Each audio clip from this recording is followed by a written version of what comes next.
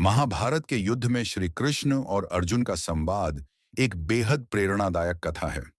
इस कथा में भगवान कृष्ण ने अर्जुन को कर्म, धर्म और आत्मज्ञान का महत्व समझाया, जो आज भी जीवन में आने वाली कठिनाइयों का सामना करने में मार्गदर्शक सिद्ध होता है।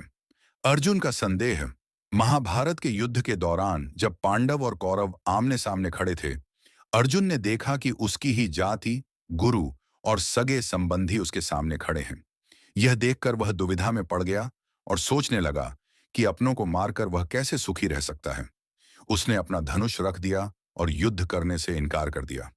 अर्जुन का मन भ्रमित और दुख से भरा हुआ था और उसने श्री कृष्ण से मार्गदर्शन मांगा। यह वो क्षण था जब भगवान कृष्ण ने उसे गीता के उपदेश दिए।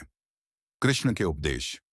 श्री कृष्ण ने अर्जुन से कहा कि यह शरीर नाशवान है, लेकिन आत्मा अमर और अटल है। जन्म और मृत्यु एक प्राकृतिक प्रक्रिया है। आत्मा का कोई अंत नहीं है। उन्होंने अर्जुन को समझाया कि उसका धर्म एक क्षत्रिय होने के नाते अधर्म का नाश करना और न्याय की स्थापना करना है। श्री कृष्ण ने कहा कि कर्म करते समय फल की इच्छा न करें।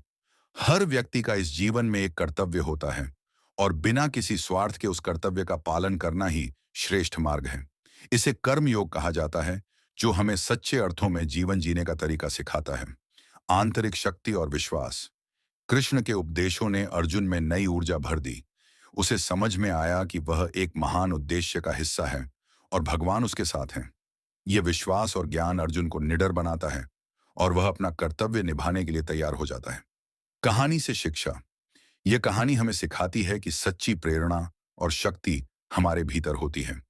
जब हम अपने कर्तव्यों को बिना किसी स्वार्थ के करते हैं और परिणाम की चिंता छोड़ देते हैं, तो हम वास्तविक संतोष और शांति पाते हैं। श्री कृष्ण का उपदेश हमें जीवन की चुनौतियों का डटकर सामना करने और ईश्वर पर विश्वास बनाए रखने की प्रेरणा देता है। भगवान कृष्ण का यह संदेश आज भी हमें जीवन में दृढ़ता और विश्वास के साथ आगे बढ़ने की प्रेरणा देता है और सिखाता है कि अपने कर्तव्यों को पूरी निष्ठा और ईमानदारी से निभाना ही असली